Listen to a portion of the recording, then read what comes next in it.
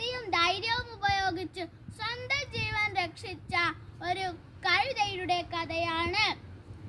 പണ്ടൊരിക്കൽ ഒരു കാട്ടിൽ ഒരു ചെന്നായ ഉണ്ടായിരുന്നു. അവന് രാവിലെ മുതൽ ഒന്നും തന്നെ കഴിക്കാൻ കിട്ടാത്തതിനാൽ നല്ല വിശപ്പുണ്ടായിരുന്നു. അങ്ങനെ ചെന്നായ കാട്ടിലൂടെ ചുറ്റിത്തിരിഞ്ഞു നടക്കുമ്പോൾ ഒരു കഴുതയെ കണ്ടു. ചെന്നായ നിശബ്ദനായി കഴുതയുടെ അടുത്തേക്ക് ചെന്നു. കഴുത അവനെ കണ്ടു. കഴുത ചിന്തിച്ചു, എനിക്ക് ചെന്നായേക്കാൾ വേഗത്തിൽ ഓടാൻ കഴിയില്ല. അതുകൊണ്ട് ഇവിടെ ഓടുന്നതിന് യാതൊരു അർത്ഥവുമില്ല. പകരം എൻ്റെ കയ്യിൽ ഒരു സൂത്രമുണ്ട്.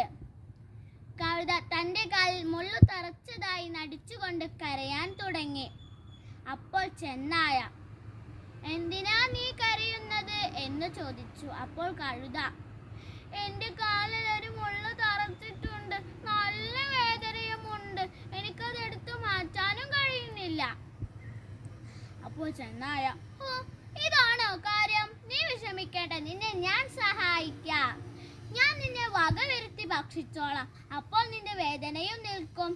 അപ്പോൾ കഴുത, ഓ അത് നല്ലൊരു ആശയം തന്നെ.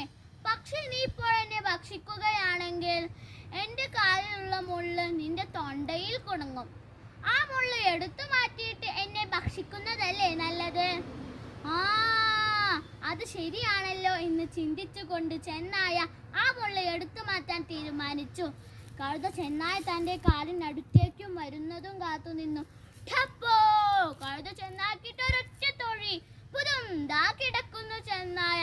ഒന്നനങ്ങാൻ പോലും കഴിയുന്നില്ല. ഈ തക്കം നോക്കി കഴുത തനിക്ക് കഴിയുന്നതിനേക്കാൾ വേഗത്തിൽ അവിടെ നിന്ന് ഓടി രക്ഷപ്പെട്ടു. ഈ കഥയുടെ ഗുണപാഠം: നമ്മൾ ചിന്തിക്കുകയും ഒരല്പം ധൈര്യം കാണിക്കുകയും ചെയ്താൽ അത് അത്ഭുതങ്ങൾ സൃഷ്ടിക്കും. നന്ദി.